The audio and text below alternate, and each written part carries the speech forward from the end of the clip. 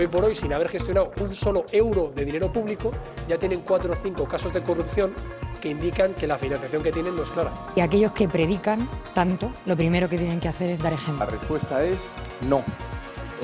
En absoluto se plantea solicitar la renuncia. Podemos insiste en que Monedero se queda. Dicen que su actuación ha sido legal, ética y estética. El número 3 de la formación sigue sin dejarse ver. Ha remitido, eso sí, un extracto bancario de sus cuentas para acreditar que su saldo es de poco más de 200.000 euros y no de más de 700.000 como se ha publicado. Desde el PP repiten que la formación debe explicar si hay financiación ilegal. Críticas a Podemos que llegan también desde la izquierda. Tanto el PSOE como Izquierda Unida censuran que se usen dos varas de medir distintas. ¿Qué tal? Muy buenas noches. Las deudas de Monedero con Hacienda y la tormenta política que ha generado son uno de los pilares informativos del día, mientras se siguen conociendo detalles de la famosa lista Falciani. Nombres, apellidos y ahorros de los clientes que pretendían esconder su patrimonio en Suiza. Un trabajo de investigación periodística está permitiendo desgranar los nombres de esos supuestos defraudadores. 2.700 fortunas corresponden a España. El PSOE ya ha pedido que el propio Falciani comparezca en el Congreso. Montoro dice que la lista es un asunto antiguo y que Hacienda tiene muchos más datos. Hoy nos preguntamos por el modus operandi de los que salen en esta relación. ¿Es tan fácil esconder dinero en Suiza? Yo creo una empresa, como puedo crearla en España, pero la creo en otro país, a través de los despachos profesionales, permiten esas legislaciones pues, tener determinados fiduciarios, se reconoce la palabra de un tercero, en lo cual yo tengo la propiedad real y otros pueden tener la propiedad formal. Existen medios para atajar los paraísos fiscales. Otra cosa es de que tengamos una firme voluntad desde atajarlo desde los países que estamos sufriendo sus consecuencias. Elena Muñoz ha estado hoy en Vigo y a estas horas Jesús Vázquez participa en un acto en Ourense. Los todavía conselleiros actúan ya como candidatos a las municipales y esta tarde la Xunta ha confirmado que ya tienen sustitutos en San Caetano. Valeriano Martínez, secretario xeral de Presidencia desde 2009, se convertirá mañana martes en conselleiro de Facenda. La cartera de Educación y Cultura será para el diputado de Lalín, Román Rodríguez. Por escenas como esta se pusieron en huelga, de eso hace ya casi 2 meses. Hoy los médicos del Servicio de Urgencias del Meixoeiro han votado sí a la desconvocatoria del paro, aunque por un ajustado margen. Dejan la huelga, pero solo y solo si el Sergas cumple su propuesta: aumentar un facultativo en los turnos de noche de martes y miércoles y negociar el incremento de otro las noches de los jueves. La policía investiga el presunto secuestro de 3 indigentes en un poblado chabolista de A Coruña. Sus captores querrían robarles la pensión. En este momento hay 2 personas imputadas, está bajo secreto de sumario, pero en todo caso continúa la operación policial y siguen investigando a ver si hay más personas implicadas, tanto como personas que están sometidos o como personas que estaban cometiendo estos hechos.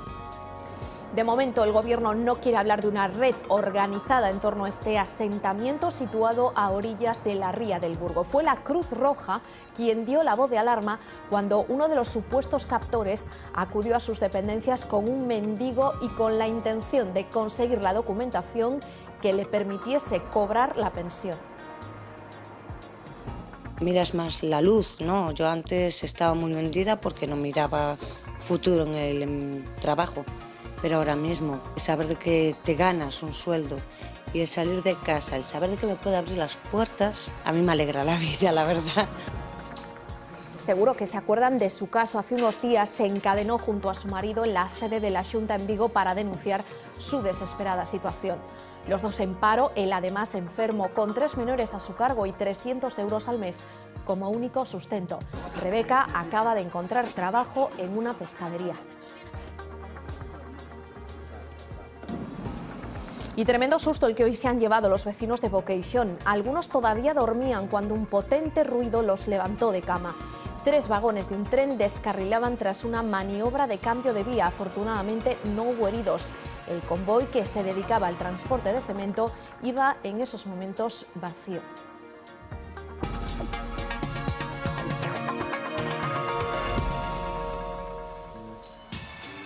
que pueden tener en común David Bowie, Fernando Alonso, el Macpherson, el rey Mohamed VI, el futbolista Diego Forlán, el diseñador Valentino, el actor John Malkovich o el banquero Emilio Botín?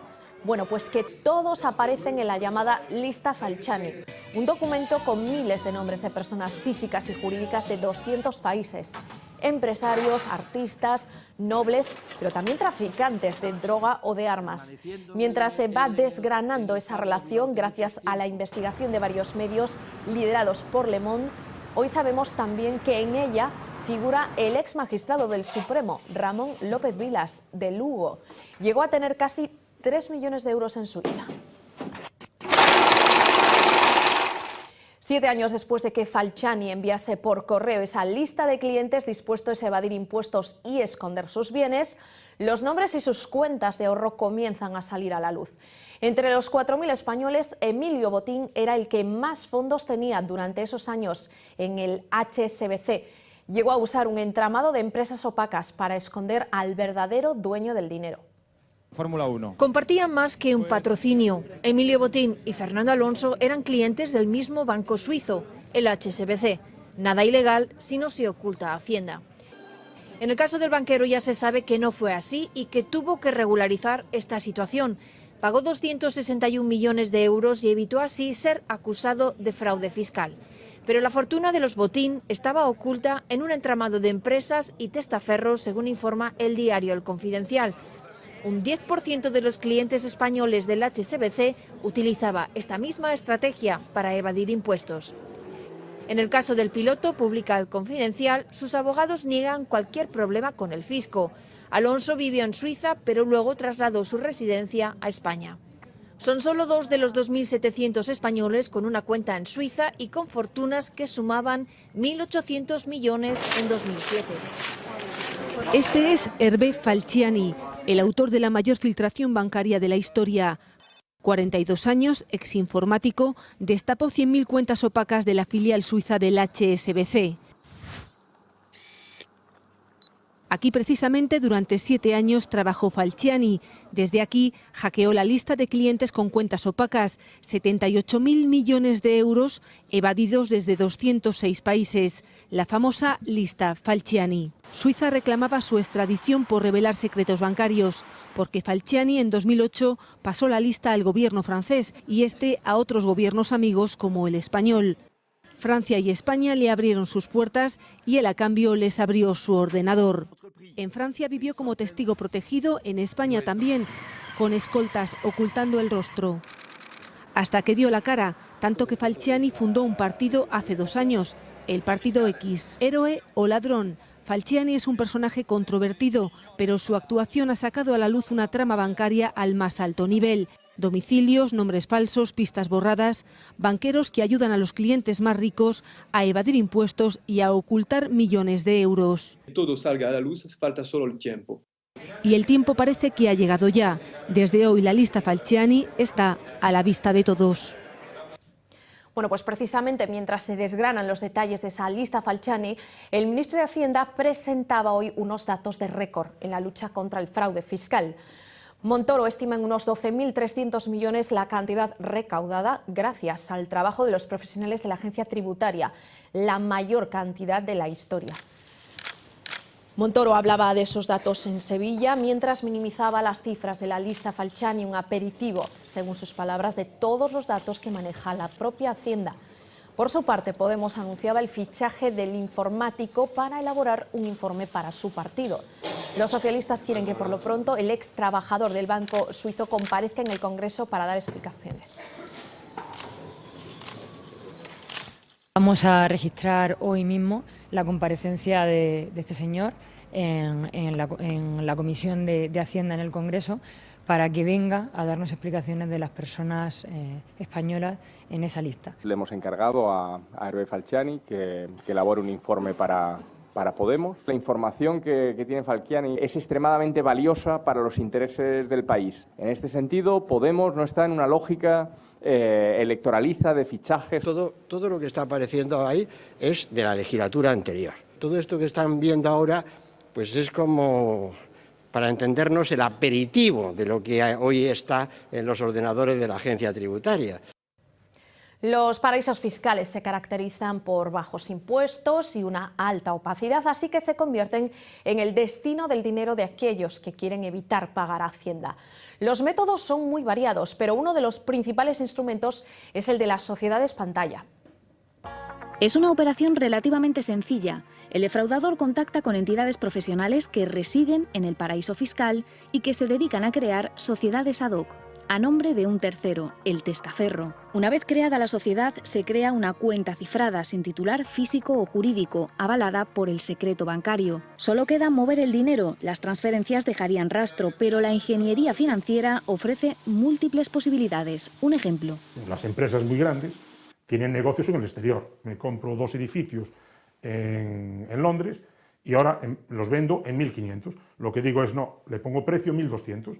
Hay 300 que ya están ocultos, eso los dejo fuera y los 1.200 los repatrio, pero 300 ya los dejo fuera, los llevo a un paraíso fiscal. Los pequeños defraudadores se sirven de otras vías, pueden mover físicamente los billetes o utilizar a un residente en el paraíso fiscal. Bueno, yo aquí se lo entrego a una persona no residente a cambio de que esa persona no residente me ponga el mismo dinero en otro país y que puede ser un paraíso fiscal. Para los inspectores de Hacienda, el sector bancario es corresponsable de este tipo de fraude. No hacen las preguntas correspondientes o miran para otro lado sobre el origen muchas veces incierto de estas fortunas. Deberíamos plantearnos si exigirles responsabilidad a estas entidades financieras por haber colaborado en la comisión de un delito. Según la organización Tax Justice Network, en 2010 se movieron 24 billones de euros en paraísos fiscales, un cuarto de la riqueza mundial. A través de un nuevo comunicado, Podemos ha defendido a Monedero. El número 3 de la formación niega tener 700.000 euros repartidos en cuentas y anuncia que emprenderá medidas judiciales si no se rectifica esa información. En el partido no se plantean solicitar su renuncia, pero desde todos los demás exigen explicaciones sobre el origen de sus fondos. Han pasado 9 días desde la última vez que vimos a Juan Carlos Monedero en la manifestación de Podemos del 31 de enero. ¡Sí se puede! Hoy ha asistido a la reunión de su ejecutiva, pero quien ha comparecido ante los medios ha sido el secretario de Participación Interna con este anuncio. Ahora mismo Juan Carlos Monedero está enviando extractos de sus cuentas bancarias a todas las redacciones. 4 cuentas bancarias, en 3 el titular es Monedero y en la tercera su empresa. En total más de 205.000 euros. El dirigente de Podemos pretende zanjar así las últimas informaciones que publica el diario El Mundo, que aseguran que Monedero tiene 700.000 euros en sus cuentas y niegan rotundamente que se planteen su expulsión del partido. La respuesta es no. En absoluto se plantea solicitar la renuncia a Juan Carlos Monedero. Todo esto cuando aún continúa la polémica sobre su regularización con Hacienda. Lo tenía que haber hecho desde el primer día y no podíamos haber ahorrado una polémica. Del resto de los partidos políticos también llegan reacciones en contra. Sin haber gestionado un solo euro de dinero público, ya tienen 4 o 5 casos de corrupción que indican que la financiación que tienen no es clara. Y aquellos que predican tanto, lo primero que tienen que hacer es dar ejemplo. Podemos, tal y como defendiera su líder desde Bruselas, Monedero lo que ha hecho es tener una empresa que ha facturado legalmente. Sigue insistiendo en que quien encuentre alguna ilegalidad lo denuncie ante los tribunales. Monedero ha regularizado su situación con Hacienda, pero el mero hecho de haberlo hecho, de haber presentado esa declaración complementaria, demuestra que no había hecho las cosas bien. Así lo aseguran, al menos desde la Organización de Inspectores de Hacienda del Estado. No es tanto que Monedero haya tenido voluntad de pagar, como defienden desde el partido, sino que al haber sido descubierto por los medios, ha escogido la opción menos mala. Presentar una declaración complementaria lo que supone es reconocer de que se había declarado mal o que se habían omitido ingresos y se rectifican antes de que la agencia tributaria inicie actuaciones de comprobación. Luego, por tanto, supone el reconocimiento de que se hicieron mal las cosas en un principio. Los medios de comunicación se han adelantado a la actuación de la agencia tributaria y de esa manera les permitió presentar una declaración espontánea y así beneficiarse de la exención de responsabilidad que suponía el haber regularizado ya antes de que Hacienda formalmente inicie actuaciones. También por un caso de fraude fiscal, el caso Pujol, comparecía esta tarde el presidente de la Generalitat. Artur Mas se ha desvinculado de las prácticas de su antecesor en el cargo y de los familiares de este.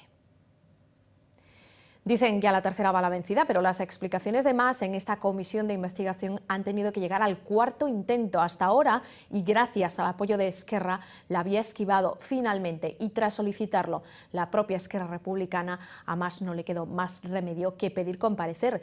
De hecho, Esquerra le ha exigido hoy que admita que el asunto va más allá de la esfera privada de Jordi Pujol, algo que no ha sucedido.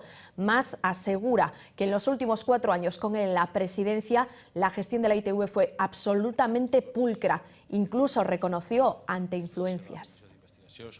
Tema que l'afectava a ell i a la seva família.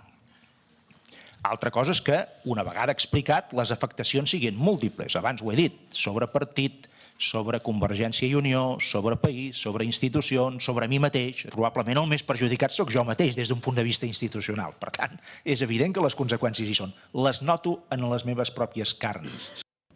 Las prácticas de Podemos han recibido hoy un duro correctivo. Al coordinador de Izquierda Unida le han sentado muy mal las palabras de Pablo Iglesias, que dijo que algunos vivían muy cómodos siendo la bisagra del Partido Socialista. Cayo Lara ha tirado de terminología bursátil y de grandes personajes del cine para arremeter contra la formación de moda. Y esto lo que da la impresión es que algunos solo tienen los principios de Groucho Marx. Tengo unos, pero si no le gustan, tengo otros. El fin no justifica nunca los medios. Nosotros hemos teorizado que había una OPA hostil hacia Izquierda Unida, que algunos quieren los votos del Partido Socialista y los cuadros de Izquierda Unida. Los conselleiros de Facenda y de Educación, que se van a Vigo y Ourense a pelear en las próximas municipales, ya tienen relevo. Valeriano Martínez, natural de Cangas y licenciado en Económicas, será el titular de la cartera de Facenda. Hasta ahora ocupaba el cargo de secretario general de Presidencia, lo hacía desde 2009. A partir de mañana se encargará de los presupuestos de la comunidad. Román Rodríguez también tomará posesión de su nuevo cargo como consejero de Educación y Cultura. Será este martes a las 9 de la mañana. Nacido en Lalín, donde es teniente de alcalde, licenciado en Geografía, ahora mismo era también diputado y portavoz de Educación en el Parlamento. Las elecciones estarán muy presentes en el nuevo periodo de sesiones que se abre mañana en ese Parlamento de Galicia. Se reanudan los plenos con polémica y con la sombra de un pacto entre PP y PSOE para acallar a Bénega y Ague. La tensión está servida ahora también entre los grupos de la oposición. Le tocó pisar el freno en menos de una semana. El grupo parlamentario socialista tuvo que modificar el rumbo. En medio, la intervención del líder del partido. A Besteiro le tocó desactivar el fuego que su grupo avivó al respaldar al PP para recortar la voz de Bénega y Ague en los plenos. Hay un pacto. Aquí o problema que hai é que as matemáticas son como son. Calquer tipo de acordo, porque non hai, porque non se votou e porque non se pactou. Así comenzaba a desactivarse el acuerdo. El grupo parlamentario preparaba el terreno para desandar lo andado. Eu creo que nese asunto estase creando unha tormenta nun vaso de auga. E que non entra para nada nas nosas previsións un pacto co Partido Popular. O que fai a Presidente é aplicar o reglamento. A nos non nos gusta. Se marcan distancias con el PP y se pide un cambio en el reglamento del Parlamento, un movimiento táctico para los populares que observan desde la barrera. A única explicación que vexo é que os últimos días montouse un pouco de ruido que levou o mesmo secretario xeral do Partido Socialista a intervir. No es la primera vez que interviene, no es la primera vez que se evidencia que partido y grupo parlamentario van cada uno por su lado. Ocurrió con el viaje de Feijóo a Cuba en el 2013. Besteiro lo justificaba y Méndez Romeu casi a la misma hora lo criticaba. En el debate sobre el estado de la autonomía, Besteiro desautorizó a su portavoz al ocupar su sitio para valorar la intervención de Feijóo. Son algunos de los desencuentros entre partido y vieja guardia en el Parlamento. Ese grupo que Besteiro no eligió, ese que heredó del pachismo, ese que va por libre. Este domingo miles de personas convocadas por la plataforma Queremos Galego se manifestaban en las calles de Compostela para reclamar un mayor uso de la lengua gallega en la enseñanza, el mundo de la empresa y la administración. Reivindicación y crítica a la Xunta a quien culpan del desgaste del idioma. Los últimos datos del Instituto Galego de Estadística revelan que el número de niños que hablan gallego descendió en solo una década un 37%. Eu creo que o que foi increíble foi onte a resposta do señor Núñez Feijóo botándolle a culpa á sociedade dos seus propios incumplimentos do desleixo. Un problema que vai máis alá do que o propio goberno impulse e que é un problema de toda a sociedade, un problema que, como é natural, insisto, partindo da base de que estamos a falar dunha das bases da nosa cultura, da fundamental, pois que todos debemos de tomar coa seriedade que requiren. Los médicos de urgencias del Hospital Meixoeiro de Vigo desconvocarán la huelga indefinida que iniciaron el pasado 16 de diciembre. La votación ha estado muy reñida, con un 51% de apoyos a favor de la medida. Aceptan, a condición de que el Sergas cumpla su propuesta: aumentar un facultativo en los turnos de noche de martes y miércoles y negociar el incremento de otro las noches de los jueves. Comité de Huelga y Administración mantendrán ahora un encuentro para fijar los términos del acuerdo. La valoración, las negociaciones fueron bastante tensas. Hay que reconocer que llevamos en este momento 2 meses de huelga, una huelga que a nuestro criterio consideramos que fue totalmente innecesaria si esta administración hubiera tomado las medidas oportunas en su momento, ya que las necesidades que los facultativos estaban demandando eran unas necesidades totalmente imperiosas. Cuando yo salga en la esquela, todos los del PP vais a hacer una fiesta, una mariscada, que es a lo que os dedicáis últimamente, a mariscadas, sonrisitas, el señor Rajoy y el Feijóo. Y los nombres de la subcomisión. Queremos saber quiénes son. Gritos en el Pleno de Vigo contra la abstención de los concejales del PP en una moción sobre la hepatitis C. Varios enfermos presentes en la sala criticaron que los populares no apoyasen el texto en el que se insta a la Xunta a garantizar el acceso a los nuevos medicamentos. Pacientes que también estarán presentes en el Pleno del Parlamento de esta semana. AGE presentará una iniciativa con las peticiones de la plataforma de afectados, entre ellas conocer el nombre de los miembros que forman la subcomisión que decide sobre sus tratamientos. Hace 2 semanas ella y su marido se encadenaron en las instalaciones de la Xunta en Vigo para protestar ante su desesperada situación económica. Con 3 menores a su cargo, sus ingresos apenas alcanzaban los 300 euros. Hoy la cara de Rebeca es otra. Ha encontrado trabajo en una pescadería. Estas eran las palabras de Rebeca el pasado 23 de enero. Mi deber como madre es mantenerlos yo a ellos. Si tengo que hacer cualquier cosa por ellos, la voy a hacer. Y así se siente hoy. Muy contenta, nunca me levanté tan feliz como estos días. Y todo gracias a un trabajo que lleva esperando 4 años. Fue de baja la jefa de mi cuñada, iban a llamar a una empresa de trabajo temporal y mi cuñada le dijo, no, por favor, contrata a mi cuñada, que ya sabe de pescadería, ya estuvo en otras pescaderías. Y me llamaron. Un empleo que comenzó el pasado viernes y que se prolongará tan solo unos días, pero para Rebeca esta es una oportunidad de oro. Gracias a este contrato, por muy mínimo que sea, a mí la verdad es que me abre las puertas de la esperanza. Le cambió el semblante ya de la cara. Además, su risga se verá incrementada. De cobrar 293 pasaríamos a cobrar casi 700 euros. Cuando acredite estos días de trabajo, la Consellería le revisará su expediente. Así se lo comunicaron tras su intento de encadenarse en las dependencias de la Xunta hace 2 semanas. Una situación ya en la que tenía que luchar sí o sí, porque tengo 3 hijos, tengo que sacarlos adelante. Algo a lo que espera contribuir su marido una vez se someta a la operación de bypass gástrico por la que lleva esperando 4 años. La Xunta insiste en que la convocatoria de más plazas de funcionarios para la Administración de Justicia no es competencia suya. Es la respuesta que hoy ha dado el vicepresidente del Gobierno a las demandas de los sindicatos que reclaman más personal, además de mejores infraestructuras. Rueda ha anunciado que en pocas semanas estará listo el edificio que concentrará las dependencias judiciales de Ourense y que la ciudad judicial de Vigo empezará a construirse en cuanto los terrenos estén a disposición del Ejecutivo. A convocatoria de plazas de funcionario non lle corresponde a Xunta de Galicia, lle corresponde ao Estado. Precisamente, non só a Xunta de Galicia, sino ao resto de comunidades autónomas, moitas veces temos reclamado que esa competencia pase ás comunidades autónomas precisamente para poder facer as convocatorias, que neste momento non é posible. Nese caso, estou de acordo cos sindicatos. Hay un sector que podría generar miles de puestos de trabajo en Galicia, aunque el abandono hace que produzca muy por debajo de sus capacidades. Hablamos del sector forestal.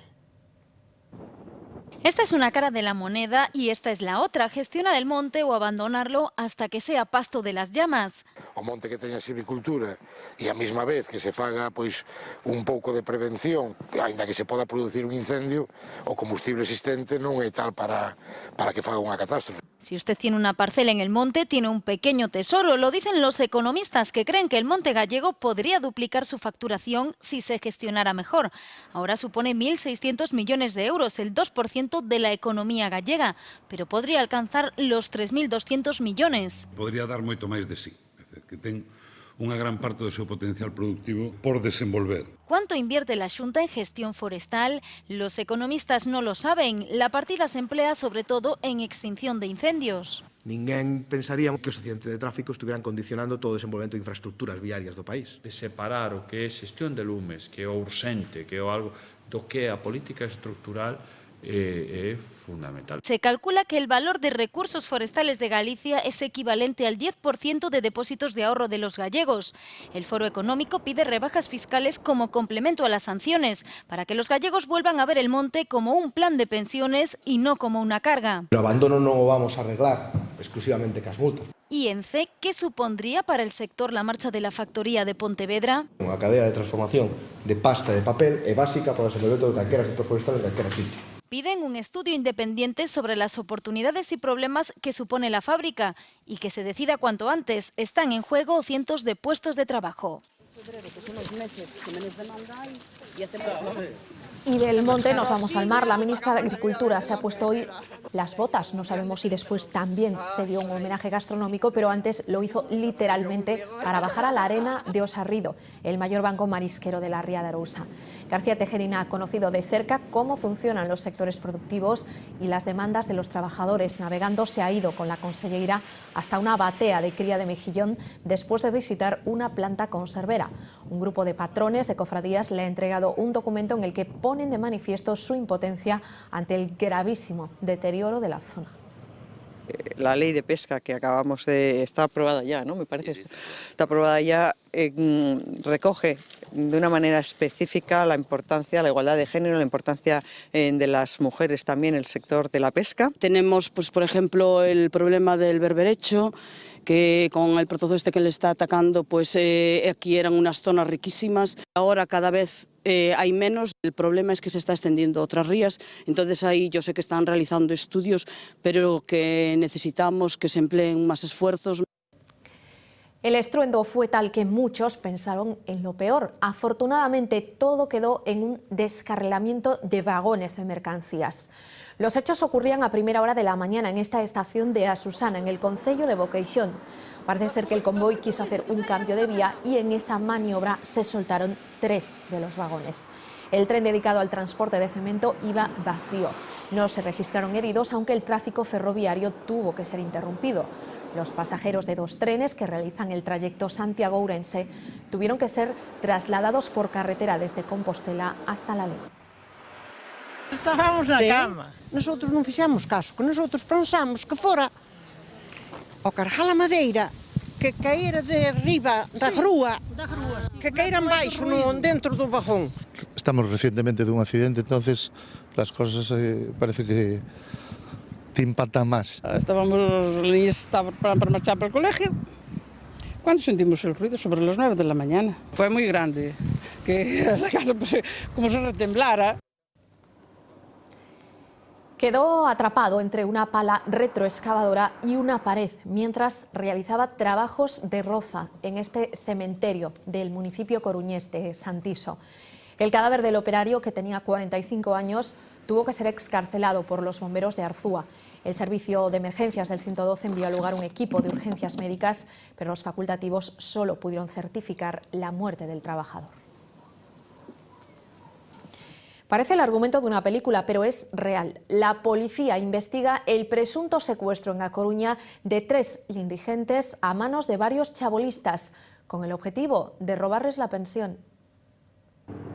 Este poblado chabolista al borde de la ría de Oburgo podría ser el epicentro de una rocambolesca red de secuestros. Cogían a personas en situación de indigencia, los llevaban a sus chabolas y luego, bueno, pues los retenían. El botín, pensiones que no alcanzan los 400 euros. Una mísera pensión, pero bueno, mira. Tenían 400 euros, mira qué bien les venía. No me sorprende nada, ¿no? Ahora hay cantidad de viejitos que quitan de la residencia porque quieren su pensión. Fue uno de los retenidos quien dio la voz de alarma. Su captor le obligó a ir a Cruz Roja a arreglar el papeleo y él logró hablar con una voluntaria. El presunto secuestrador se esfumó. Horas más tarde fue detenido en el poblado. Allí la policía encontró una pistola y a otros 2 hombres de avanzada edad, supuestamente retenidos contra su voluntad. Y no se los llevarían engañados. El presunto captor asegura que actuó de buena voluntad, ofreciendo cama y comida a cambio de ayuda con pequeñas chapuzas. De momento ha quedado en libertad con cargos por detención ilegal, robo y tenencia ilícita de armas. Además, hay otra persona imputada.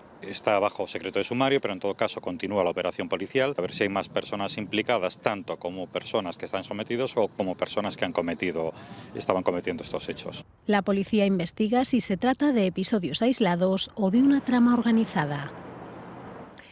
El manto blanco que hasta hace unas horas cubría buena parte de Galicia empieza a deshacerse poco a poco, aunque todavía quedan huellas del profundo temporal.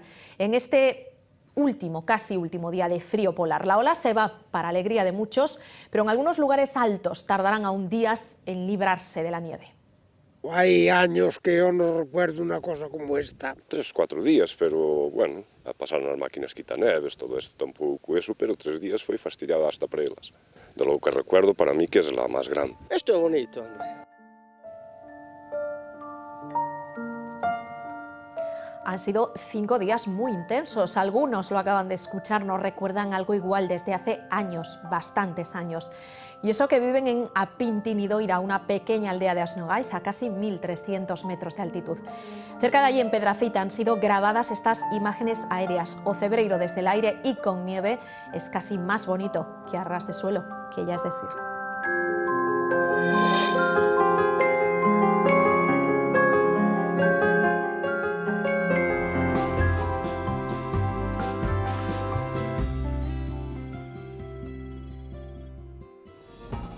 Bueno, pues decimos adiós a las lluvias, adiós a la nieve y adiós al intenso frío, más o menos, Xavi, porque va a haber cambios respecto a lo que en un principio se preveía ser un largo anticiclón sobre Galicia. Muy buenas noches, Andrea, qué bonitas esas imágenes, y decir que después del temporal de la semana pasada, yo creo que todos nos merecemos un poco de calma. Un descanso. Un descanso, efectivamente. Nosotros hoy traemos buenas y malas noticias. Las buenas, como todo el mundo lo habrá notado, es que estamos bajo la influencia del anticiclón, pero las malas es que no va a durar demasiado, menos de lo esperado. A partir del miércoles se rompe esa influencia de las altas presiones. ¿Y quiénes vuelven a nuestras vidas? Pues las borrascas típicas del invierno gallego, que estaban ahí ya esperando y nos echaban de menos. Y ahora mismo lo que está en el aire, y lo que iremos viendo poco a poco, viendo la previsión cada día aquí, es cómo van a afectar esas borrascas el próximo fin de semana, que es cuando llegan los carnavales. Muy bien, pues de esos cambios vamos a hablar hoy en Historias del Tiempo.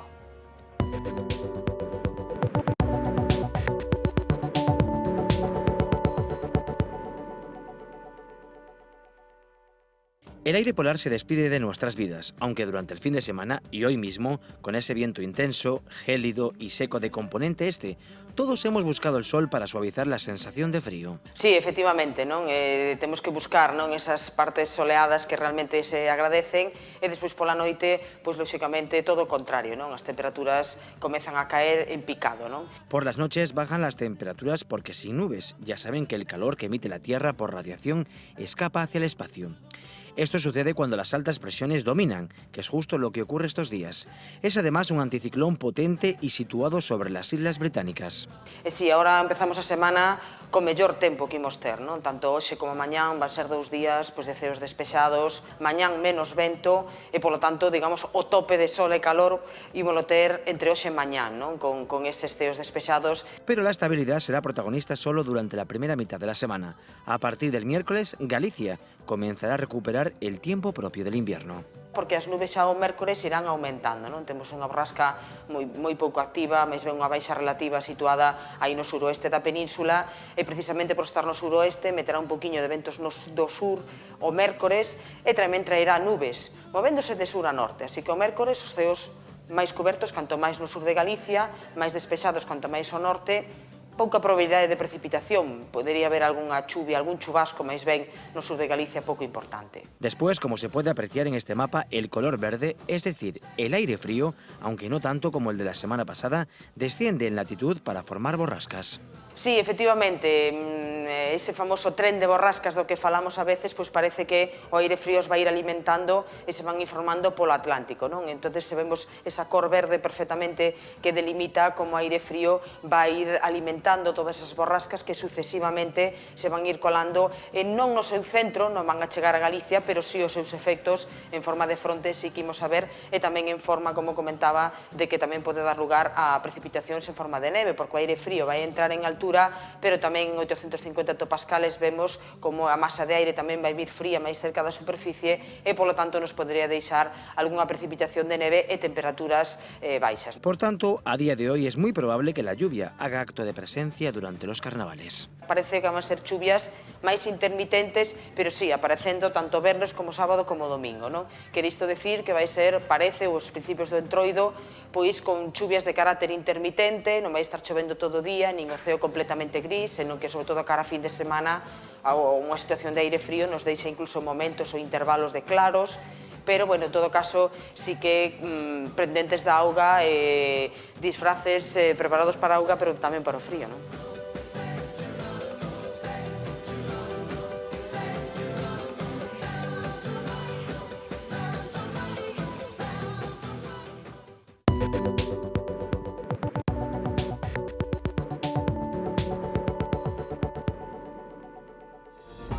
Bueno, pues a la espera de que vayan apareciendo esos cambios, Xavi nos garantiza que mañana, cuando levantemos la persiana de la habitación, el cielo estará azul. Mañana seguro Me voy a que fijar, sí. ¿eh? Mañana va a ser un día de mucha influencia anticiclónica, además con vientos flojos, así que veremos el sol en toda la comunidad. Un día para disfrutar, que nos lo merecemos, Lucía. Bueno, pues aprovechemos lo que va a durar poquito.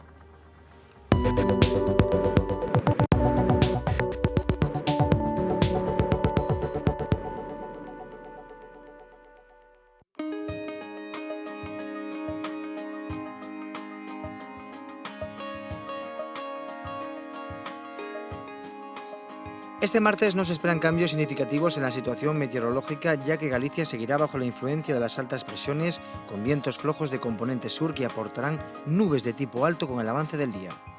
Las temperaturas mínimas descenderán moderadamente en la mitad norte, mientras que se quedarán sin cambios o incluso ascenderán ligeramente en el sur, con heladas en muchas localidades del interior. En cuanto a las máximas, se quedarán sin cambios, con ligeros ascensos en la mitad norte. Los vientos soplarán flojos del sureste.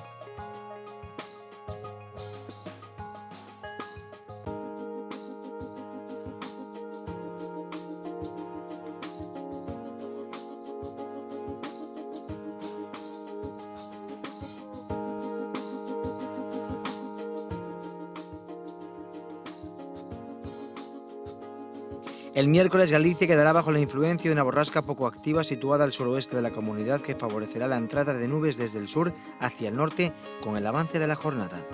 Los cielos estarán con intervalos de nubes en la mitad norte, más cubiertos cuanto más al sur, donde podrían caer algunos chubascos muy aislados y ocasionales por la tarde.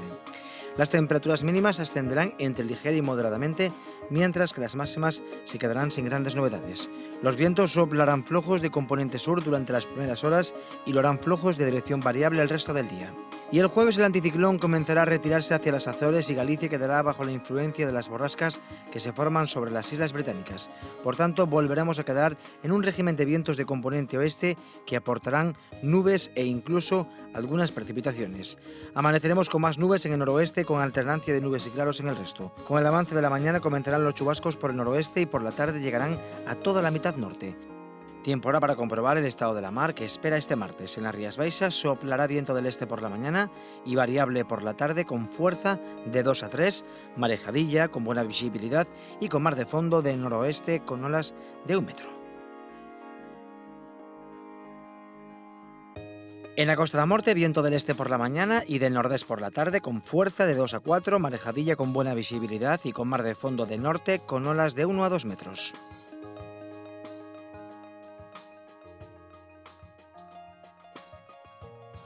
En la zona de Artaboribares, viento del nordés con fuerza de 2 a 3, marejadilla con buena visibilidad y con mar de fondo del norte con olas de 1 a 2 metros.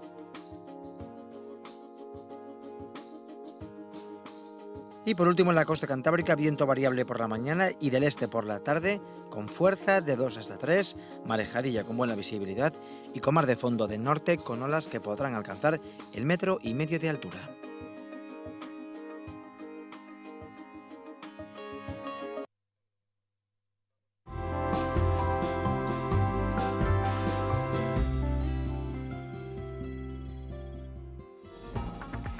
y 35 minutos de la noche. Dentro de aproximadamente 25 minutos arranca una nueva edición de Vía V. A partir de las 11 de la noche, Fernanda Tavares hablará en plató con el candidato de Izquierda Unida a las próximas elecciones generales a la presidencia del Gobierno, Alberto Garzón, aunque también habrá, por supuesto, tiempo en la primera parte del programa para hablar de esos nombres de la famosísima lista Falciani.